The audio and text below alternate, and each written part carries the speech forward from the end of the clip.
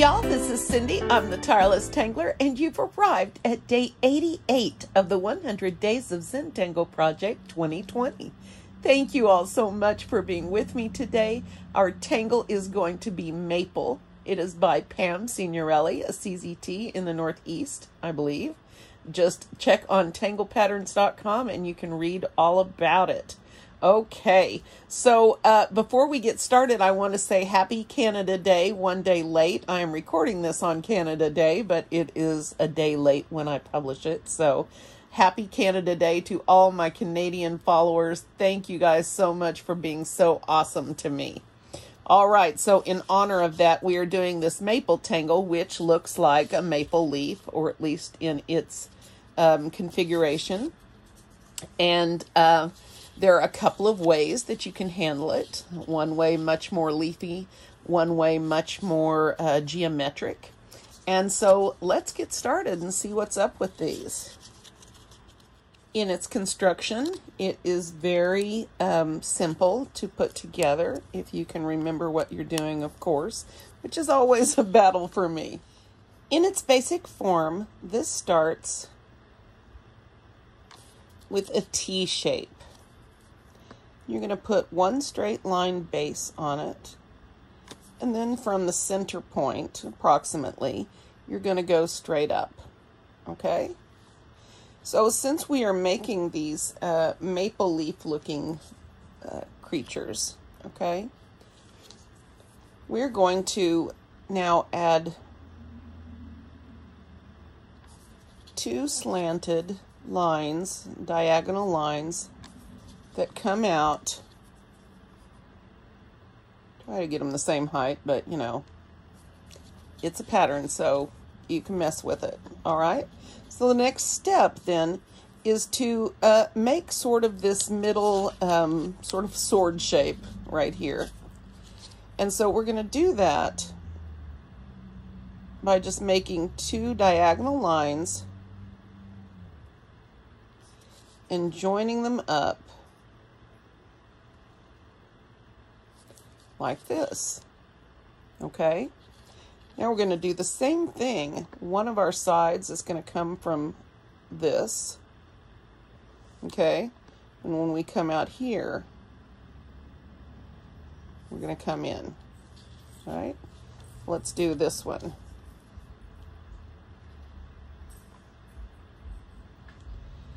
Come out and make that come in.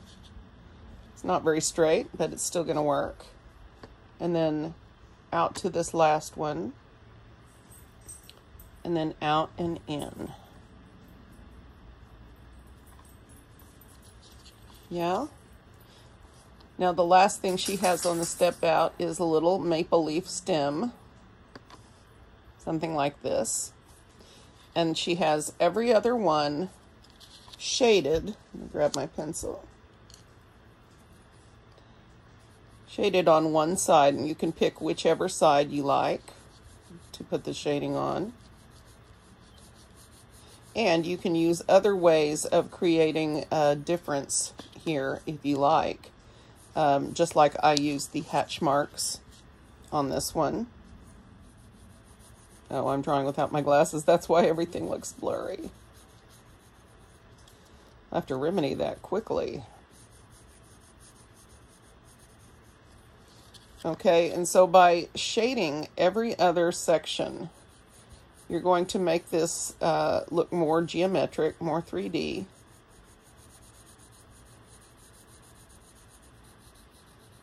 Okay, and of course you will blend this out.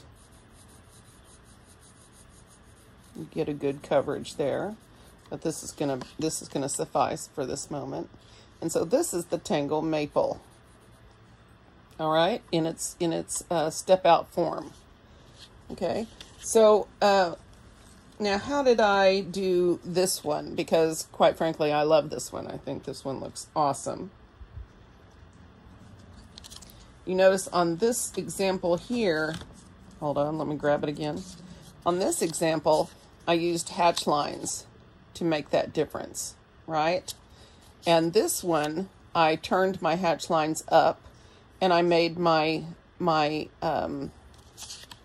I made this section wavy, okay? So you can do these however you want. You can also curve these lines. So let me give you an example of that and see if I can do this leafy one for you. So when I do a curved one, I start my curve on the base. I pick a direction and curve that line, okay? Now I'm going to draw in my two diagonal lines, and those are also going to curve in the same direction, okay? Now I'm going to add my little dividers here, and I'm going to do them the leafy way, okay? Like so, and I could have drawn these lines up first and then connected them. It doesn't matter. And so this one is going to come out. And this one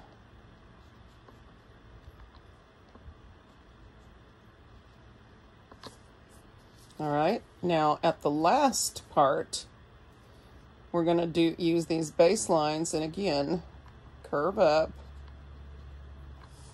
and curve in.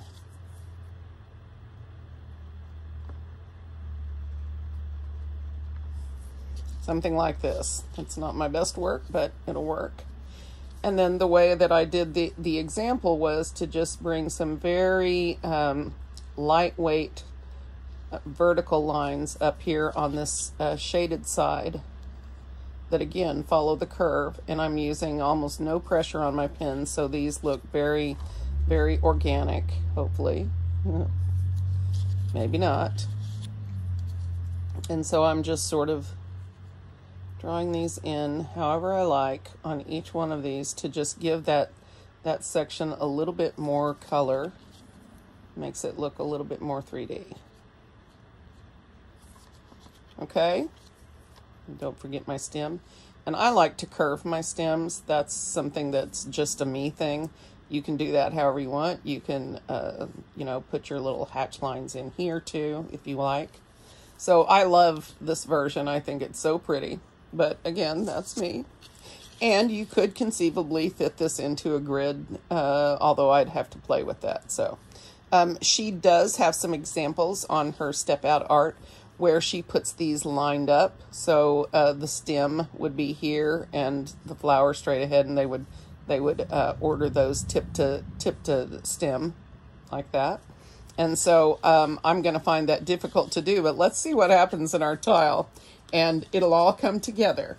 And I am going to be using a very special color in Inktense to color my tile with today. It is Hot Rod Red, and it is the prettiest red I could find in honor of Canada Day. So there we go. All right. So I was planning something a little bit different, and I took out that, so you may see some strange pencil lines in here. So I don't think I'm going to use a string. This is pretty organic, but I'm tempted to use my red PN. However, while I did do, I'll show you, I did do red swatches, and this one and this one are the Hot Rod, which is really pretty red, and I wanted to get a good one. Strangely, this is Poppy Red, and this is Crimson Red. These are the least vibrant of all of my red colors. I think these are Hot Rod. No, this was Cherry Red. This was Crimson Red. This is Poppy Red, which is a little too orange for what I was wanting today. So anyway, you don't care. But if you do this with a red PN, the question is, how would that work? How would that work with color? So let me get out my pen and try this.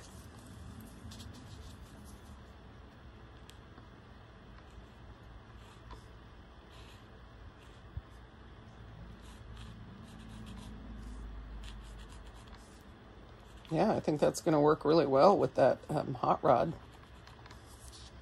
Yeah, let's do it. Okay, this is going to be a pretty bright tile today. I don't normally work in red. It's not one of my favorite colors. However, the Canadians in the bunch are my favorite people, so red it is. So I am going to make a larger element here so I can have a little bit of fun with it. And then if I have room, I may put some entities around here. We'll just see what we're left with once the middle part is done.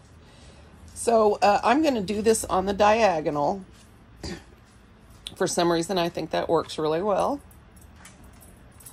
And I'm going to start with my curved line. And those of you that prefer it straight, I want you to do it straight. Okay, so I'm going to draw this from this direction because I think it hinders the camera angle the least amount. So hopefully we won't have any issues.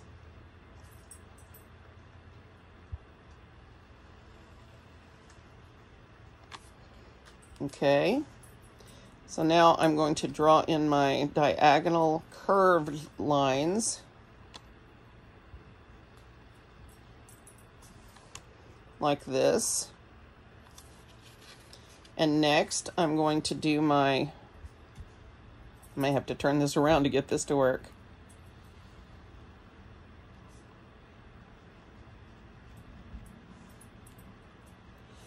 You can make that line wavy if you want to. You can do it straight, and this curved thing works with the straight edges too. You just have to, you know, go with the flow. If they feel like they need to be curved, then you can curve them.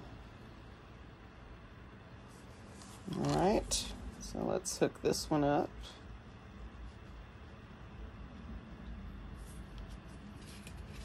All right, and now we've got to do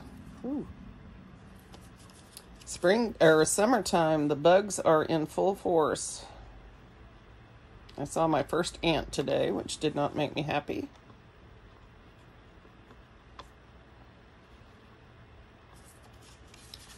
So I'm really going for the wavy version of this because I like it and I can. Let's see. So way down here.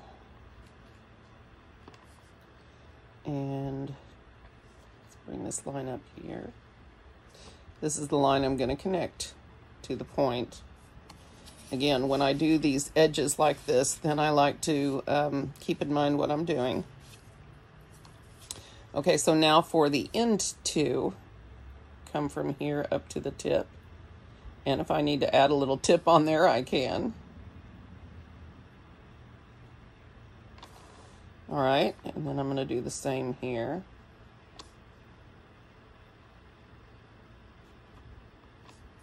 Come down there. Ooh, that's pretty nice. I like that. And now I'm going to turn my stem the opposite direction of this that I'm doing.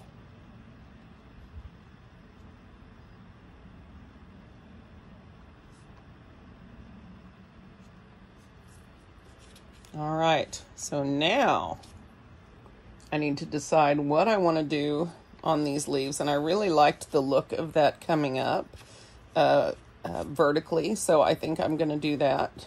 And let's see, let's start over here and see if I can keep what I'm doing in mind here. And I am allowing my wiggles to take control because I think that gives these lines a cool look.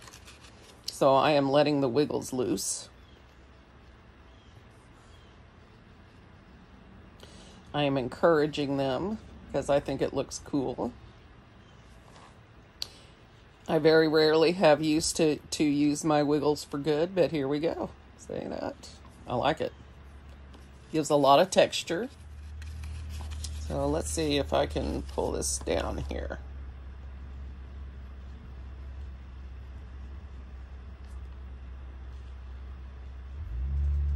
And again, I've got barely any weight. I'm just barely letting the pen touch down. I'm letting it wiggle if it wants to. I want these to look really organic. And I think I've achieved that here. So I like that a lot. Not sure how Mayple like it is, but it's still the tangle. It's still the name. All right. Lighten up, Cindy. We don't want these to be too dark or too defined. Oh, yeah. I love it. I love how this turned out.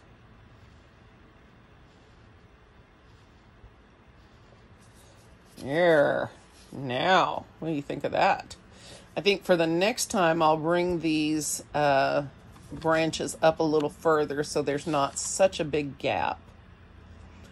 But that said, let's think what else we can do here.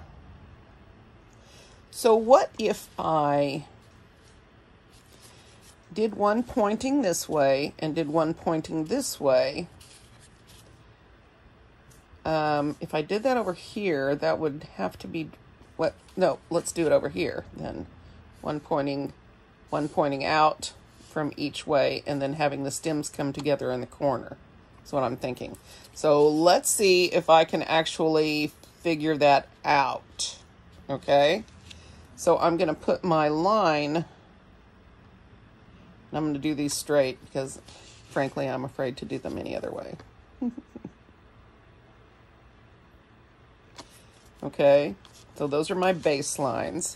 Then I'm going to pull my center line out, and these don't have to be very big to get the point across. All right. So now let's put in our extra lines. And I'm going to do these two in the geometric version, okay? As geometric as I can make it, that is. It's always fun to find out.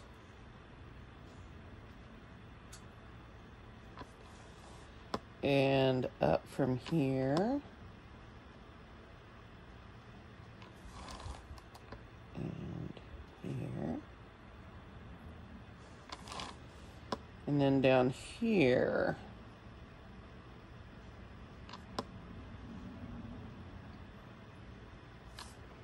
Okay. So I'm going to draw this one in next, and we're going to see what we can do with the stems. We'll see. I'm not making any rash promises at this point. We'll see what happens.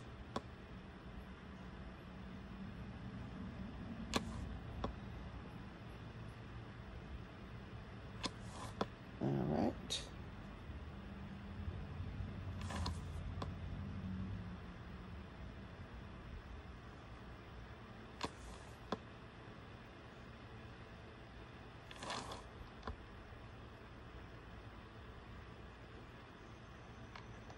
There. Okay, now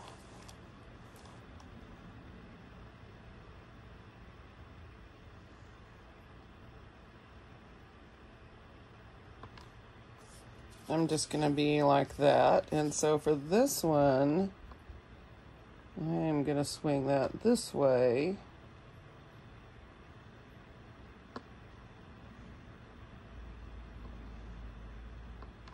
Okay. So something like this, I think will work. And on these, I think I'm going to hatch these lines this way.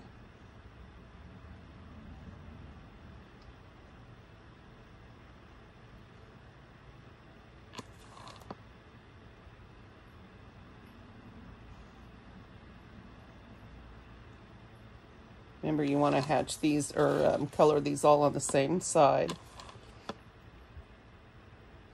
Just every other one.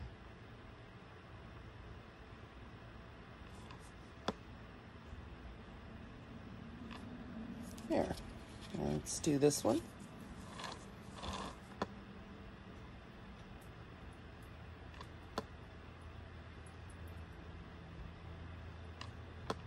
Just want to match these. If you're going to draw in hatch lines, you want to match these to the top angle, whatever that might be.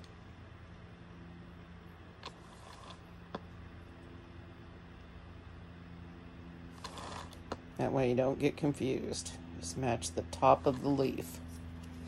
Okay, so now the question is, do I want to do the same thing I did here over here? Or do I want to try a different version of these?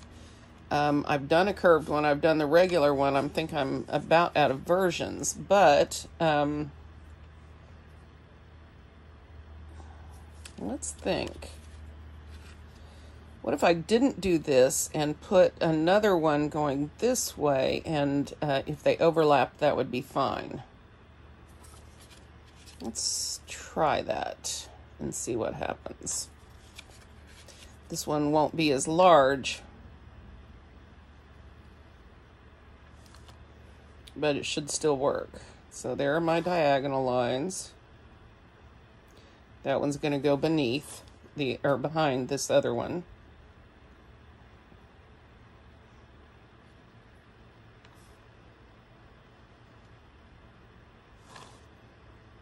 Hook up my lines. All right, and then I want that one to be longer.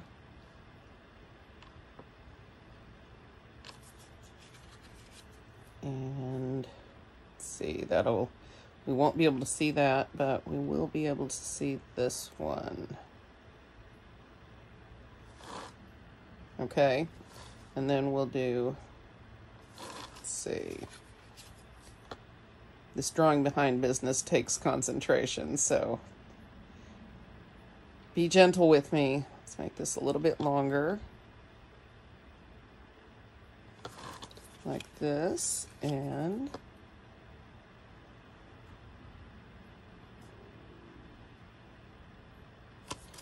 like this. And we'll bring our stem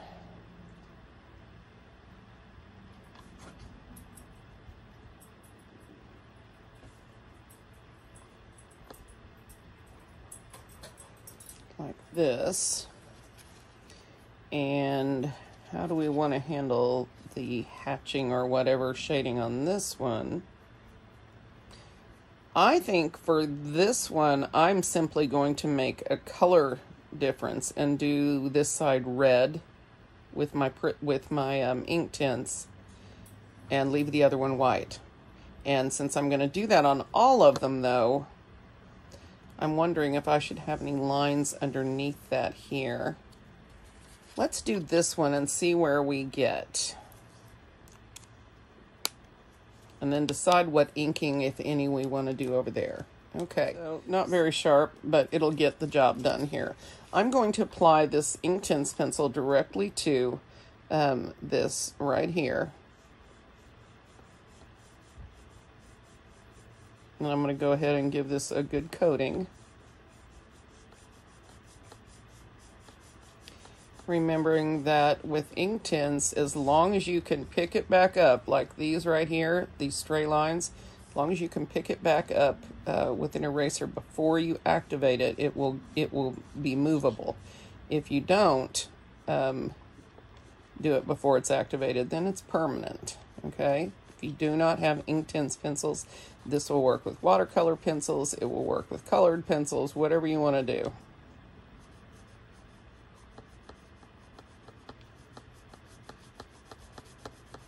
I don't know if this is going to show up what I was writing in here before, but if it does, that's okay, because I'd actually drawn in pencil the word Canada on here because I wanted to see how this would work, and I was going to go behind it and leave it blank, have a cool effect. But as you know, things change. Let's activate this red here. Making sure I have my paper towel with me. And see where we're at. Oh, whoops. I've got something really, really, really important here after I just preached to you guys about it. And that is, where's Mr. Mono Zero here? Okay, fine, I'll use this. No one will know, we won't tell. So if you can carefully lift these out, any stray marks with erasers, some of it will come up. If I had my Mono Zero, I would feel fairly good about it coming up, but I do not, so we'll see. We'll see how we did. You're going to want to be careful when you activate this, of course. Don't use too much water or you'll have a drippy mess. So I'm just going to use my aqua brush, my water brush. Oh, Cindy, come on. All right, well, not the end of the world. It is possible to lift up a lot of the pigment in these kinds of instances if you have a clean brush. Continue to clean it really well. You can catch some of that stuff, but not all. All right, so let's try this again without making a mess.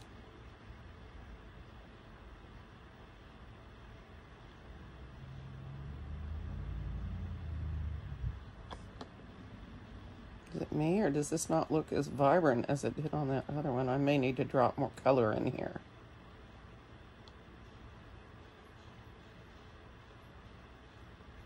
Oh, there's pretty.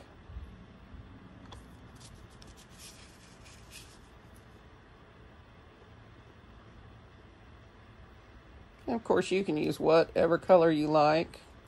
I am just choosing to do this because I appreciate the support I get from my Canadian people. And I just want to give them a big loving shout out from the US to Canada. All right, Cindy, keep it under control. We almost didn't do a terrible job here. Woohoo! So, except for the base, and I can drop more pigment in here if I decide to, but this looks pretty vibrant right now. We'll see how it looks when it's dry. And so I'm going to continue to do this on all of the sides where I have the hatch marks. So in this instance, I'm not seeing my ink marks, but that's okay with me. We'll see what this brings us.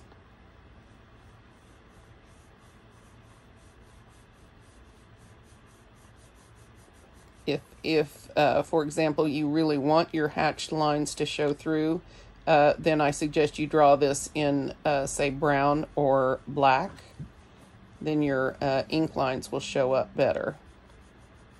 When you want your ink lines to disappear, that's a good time to use this technique. And use a similarly colored pen, of course. Okay, turn this around.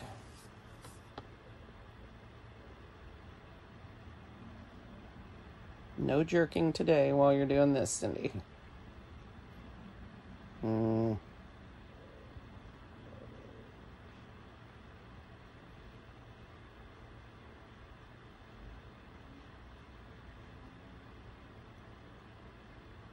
Okay.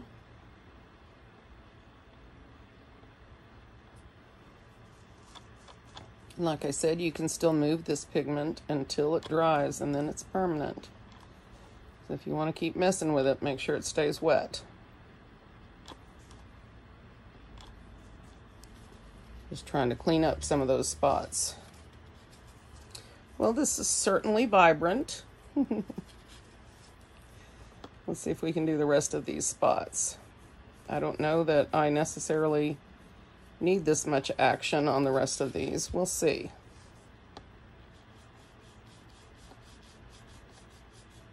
I did want the elements to be red and white on the center one.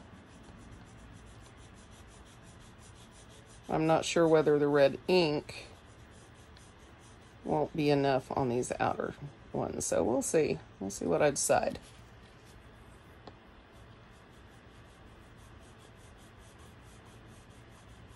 Another tip for you, if you're doing this kind of thing and you have areas that are going to remain white, or that you want to remain white, and you want to make sure they stay pristine, then you can go over those with a white Prismacolor, and the wax in the Prismacolor acts as a resist to the watercolor and ink colors. So that may help you keep your pure areas pure. But then with the caveat that drawing over those areas might prove difficult then. So just something to consider.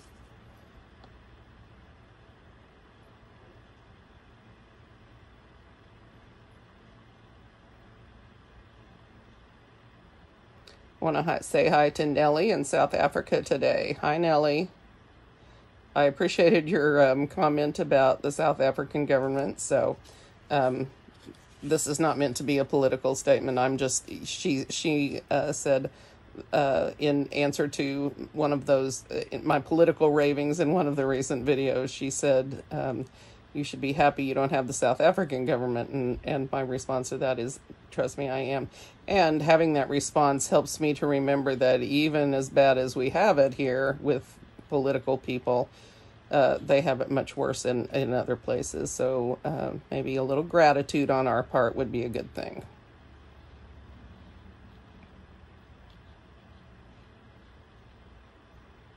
We don't have a dictator here, so at least not on the surface, and we need to be grateful for that. So these are not remaining as vibrant as I was hoping for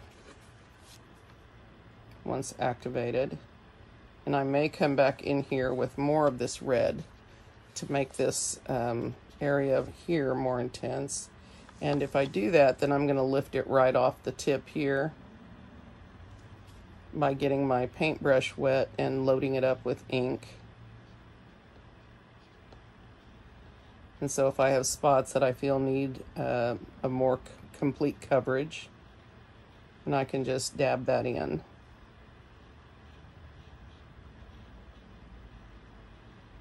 Be careful about loading your brush over your art though, like I'm doing. You want to be really careful, because what will happen is you'll get little dots of color flicked off onto your page or your paper or your tile or whatever. So it's something to think about. I do like to paint. I do not like the mess that I tend to make. And if I have something like this that I need to, I can always dab that out with my jelly roll if things get desperate. As I tell you guys, I prefer to avoid that if I can, but sometimes you just need to, and especially if you're using paint and this kind of thing. But I would also encourage you to let some of this go. If it's not perfect, that's okay. It's watercolor. It's not supposed to be perfect. All right. So I do like my bright red and white flower, but I think I'm going to leave it with ink on these. I might run a colored pencil over this for a bit. I just don't know. This is not, maybe I need to outline this in black to make it a little bit more oomphy. But in the meantime, all right, so on this one here, I'm going to go ahead and put my strokes upward the way I did on this one, but I'm not going to color them. I think I'm going to leave this coloring in just for this element alone. Where's my, oh yeah. Still didn't get my glasses on. Oh wow, that's so much easier. All right, so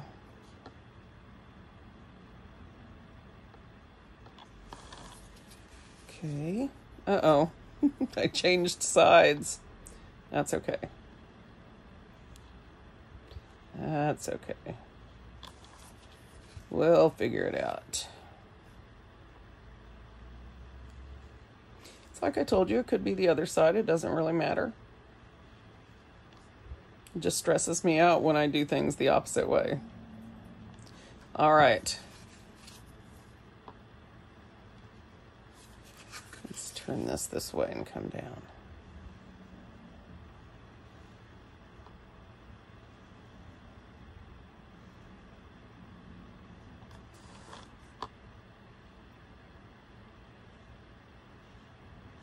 Just remember every other one, okay? Now, I like what I have so far. However, I think this needs something else. And I'm just not sure what yet. I'll tell you now, I'm not excited about the red. Not because I'm not excited about red, but because I don't feel like it pops enough, and so it's making me want to outline it in black or something. Okay, so one of the things I've decided to do is to go over my initial lines in black. This is probably going to be a really difficult thing for me because I'm not very good at matching lines, but I'm going to give it a try and hope I don't make a big mess out of it. So we'll see. If the red shows around, it's not the end of the world, but I just feel like this top element isn't popping out enough. So that's the first thing I want to try, and then I'm not going to add anything black to these back elements. I'm going to then aura around this. So let's get this done first.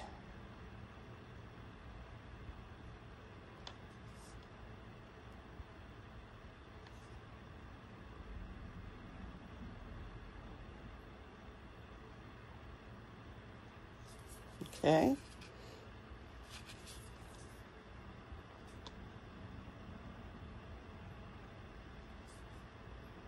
I still think with the red and the black on here, that's going to be pretty cool and vibrant. We've still got the white sections for the Canada flag thing. Canadian flag. I didn't mean to refer to it as thing. You guys know what I mean. I'm not trying to be disrespectful. I'm just being me. So I most certainly would probably call ours that, so that flag thing. All right, so these are my lines.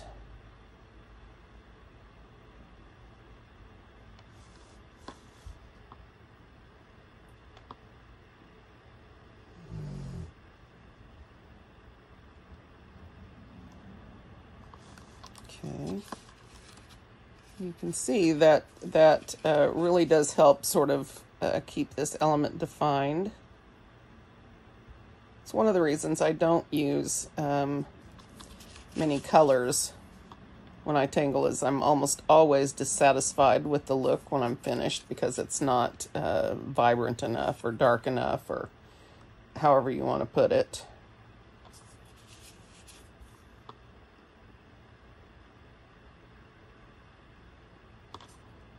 I don't want to jinx myself, but so far I've done fairly well.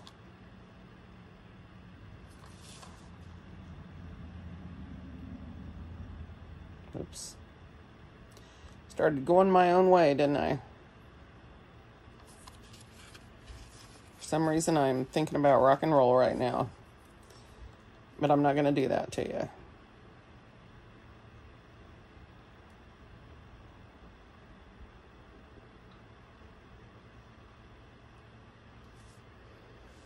All right.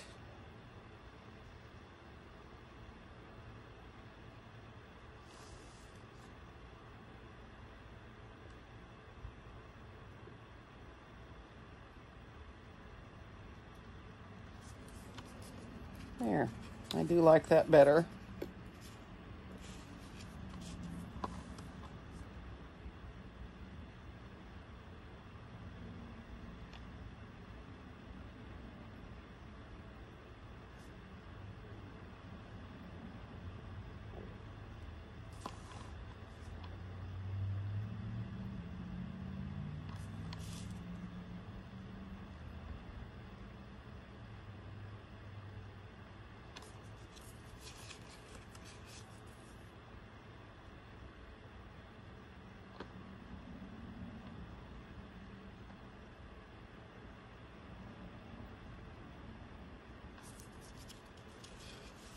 It also distracts from some of the stray color that I've got coming off here in spots.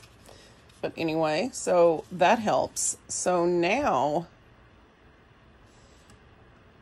now I need to think this through, because if I make an aura, I can't aura each element because I went ahead and overlapped over here. So I would have to extend the aura to encompass all of these smaller elements. The problem with doing that is these smaller elements are beneath this larger element, or at least this one is. And so if I connect them all with an aura, then it might be confusing to the eye.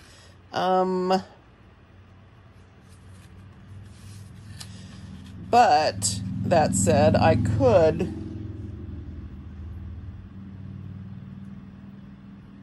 well, let me get my red pen out. I may still draw in a couple of extra elements somewhere here and there, but I don't want it to be too busy. So I'm going to start an aura, and I'm going to aura only this underneath element and see what happens.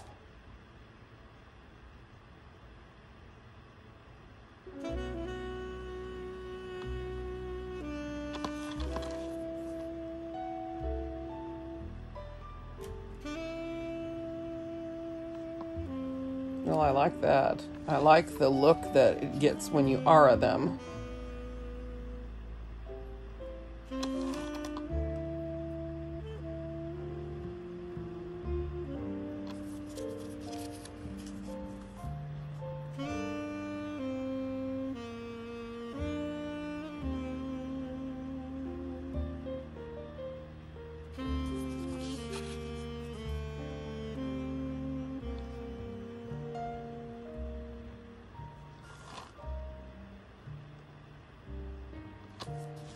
Okay, so I do like that.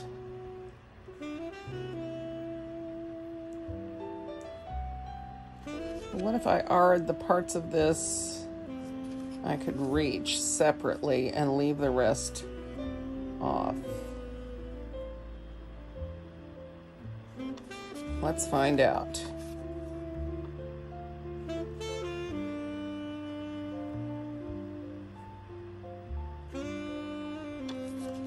Okay.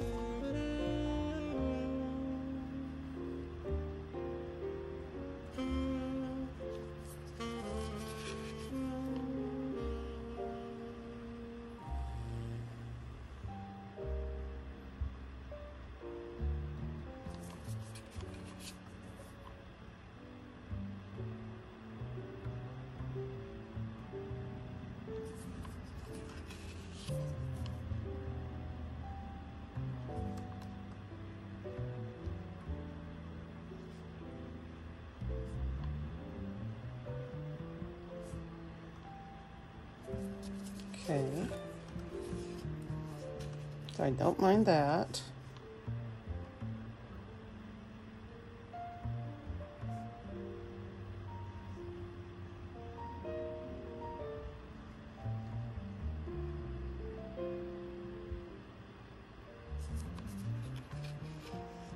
All right.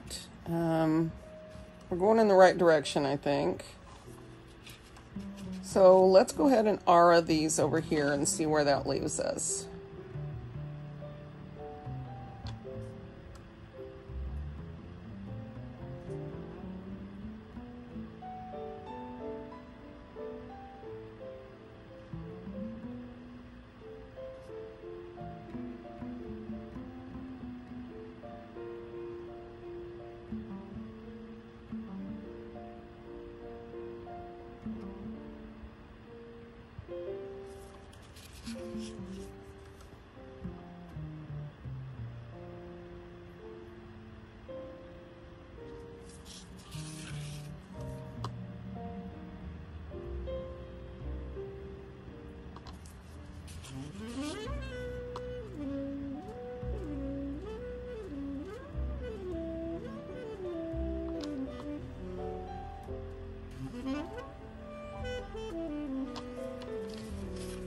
Oh, sorry about that.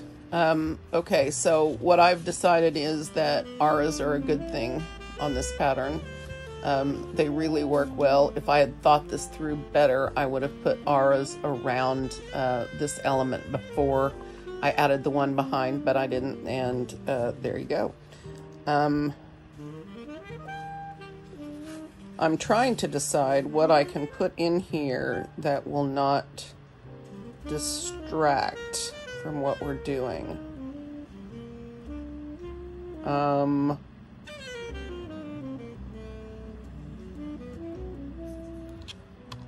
wondering if I did something in black in the background, if that would just push the red forward more, or if it would overpower it, and I really don't know unless I try. So, I'm switching to my black pen, and I may regret this, but I'm going to put a fill in here, and I was considering doing orbs and blacking like I frequently do, but I'm actually considering batten in here, the tangle pattern batten that we did back a week or two ago, and I think that might be really nice in here. However, again, I'm worried about overpowering with the color, and I've considered using brown on this or gray even, but I don't know. So I'm just going to do it in here and see what happens. All right. So remember, with batten, we're going to start in a corner. Make 3 or 4 straight lines. We're going to shift our tile just a little bit.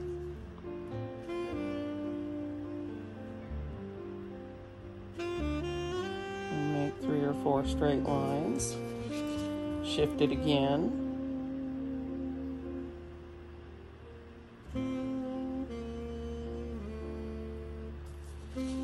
Okay.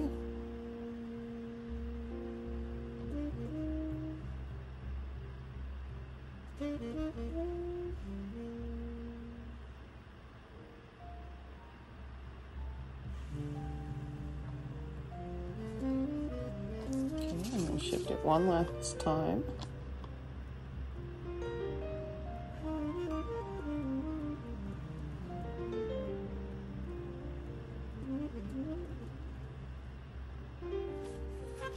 I actually think that will be a good thing in the end. So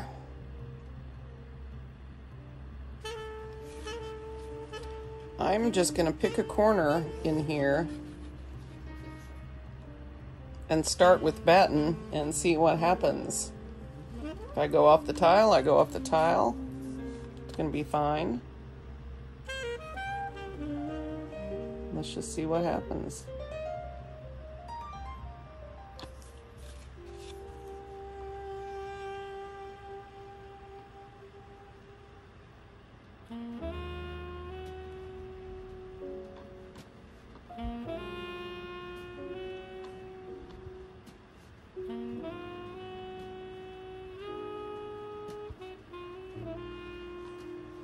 Okay, and then we'll shift it again.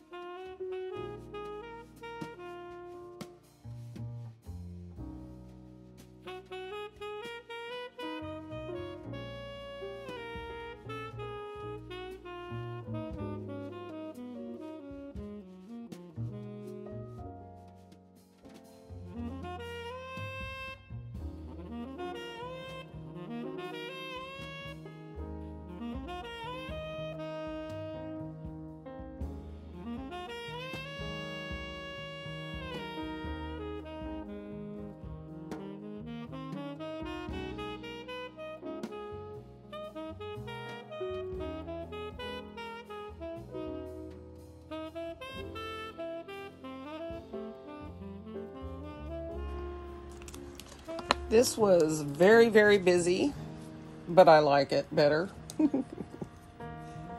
I'm probably going to redraw my R lines in red around here so that I have a darker, deeper shade going around. That's going to help me differentiate between the foreground and the background. Also, shading in all of these places in the background is going to be good for this. So what I'm going to do first is grab my red pen again and redraw my R lines. That shouldn't take very long, and if you'd like to hang out with me, that is awesome.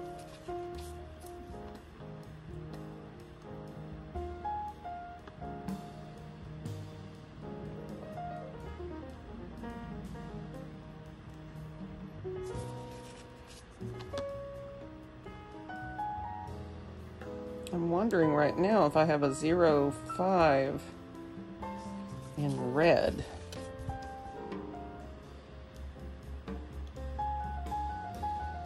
But I'd have to hunt for it, and I don't want to.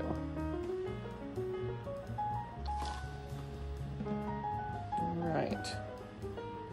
Well, Simba and I are a little bit bummed today because the boy came home for about 15 minutes and was off again to someplace else. He's going to the lake with his family this weekend. I hope they have a great time. And it's so good for him to get outdoors and spend time with family, but oh my goodness, I miss him so much when he's gone. But the outdoor stuff is something I cannot give him, and so it's my job, I feel like, as a parent to make that option available to him whenever possible. So there we go. So I deal with missing him. Then he comes home all cranky and he yells at me. Oh my goodness, what's it going to be like when he's 15? That's my question. Since he started puberty, does that mean there's a chance he'll finish early?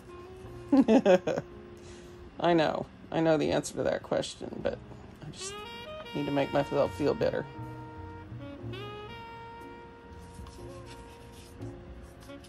Now this works really well. I'm so glad I decided to redraw these lines, these R lines.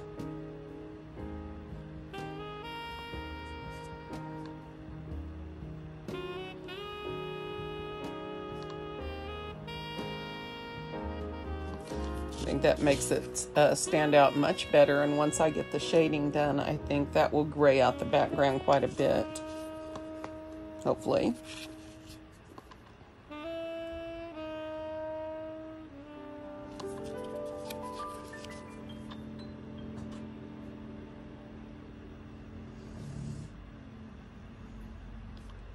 I hope everyone all over the world is having a good day today.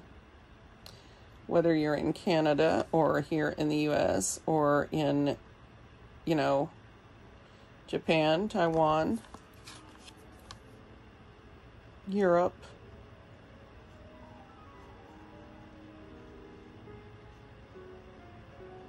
Asia, and I want to say a special shout out to my follower in Curacao.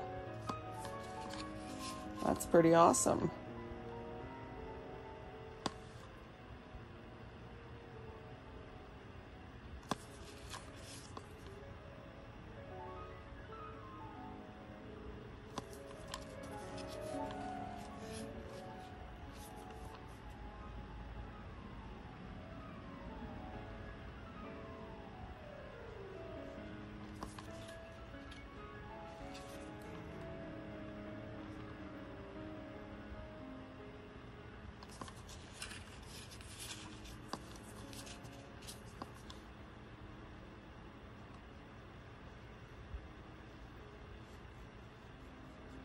So I will be speeding up parts of this video for you.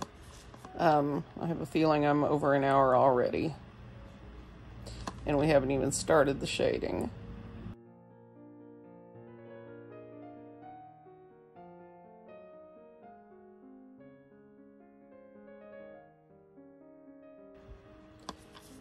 Is let you go after I do this because for shading, there's really not much more you can do besides shading to one side or the other on this. And now this background is going to need to be shaded for sure. And I'm going to want to shade along all of these, you know, connection spots on the background, plus put a lot of graphite between the elements and on top, around where the background and the top elements meet. So, you know, there's quite a bit more to come as far as my work for finishing this tile. And so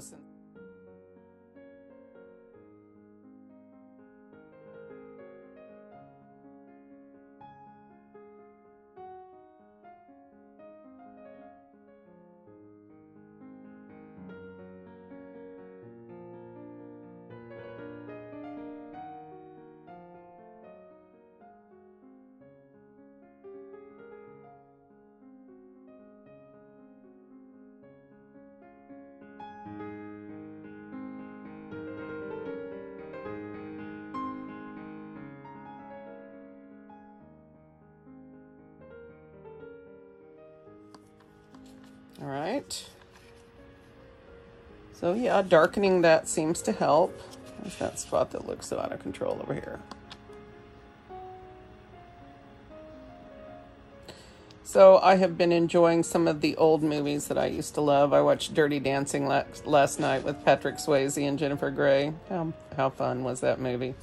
Great music in it. I'm just having some me time, which is something I haven't had a lot of lately.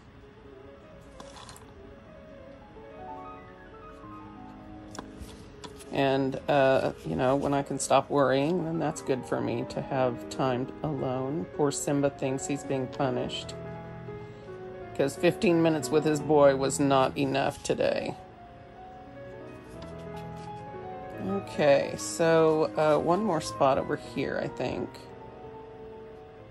And then I'll be done.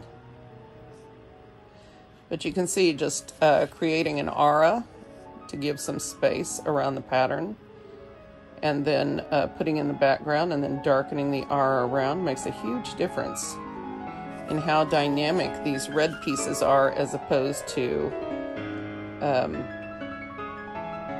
the black background. And so I think I was pretty successful in what I was trying to do, which was to accentuate the shapes, the pattern shapes, and put the background doing something else, but to still make the background dynamic and fun.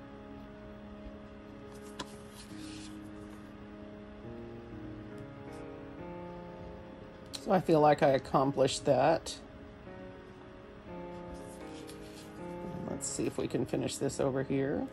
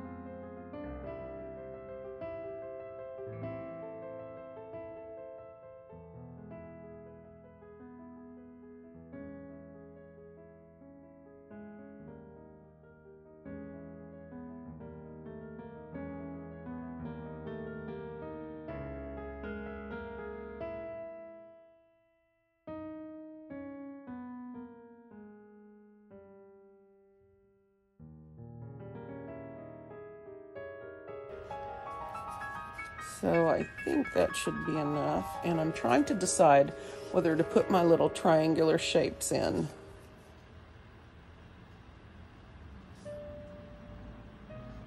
For this fill pattern. I think I might add a few, but maybe not too many.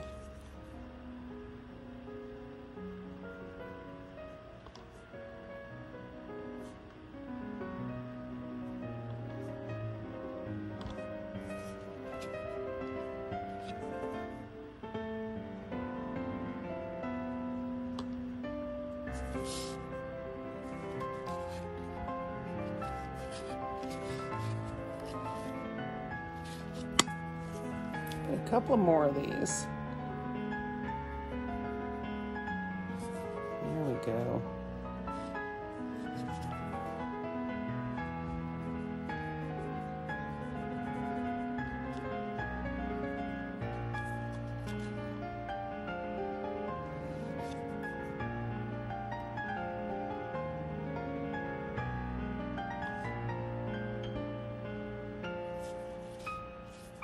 Just a couple of spots.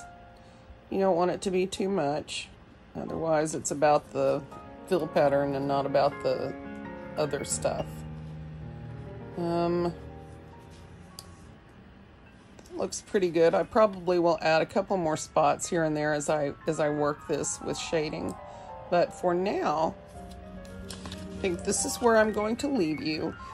For shading, I'm going to go between my lines where they're perpendicular or close to that, and darken those areas. I'm also going to darken the whole area around these upper elements, and so we'll see what we get when we're finished. All right, guys, this is where I'm going to leave you today. I hope you've enjoyed this video. Don't forget to give me a like or a comment or both. That would thrill me. And I'm going to see you tomorrow for day 89.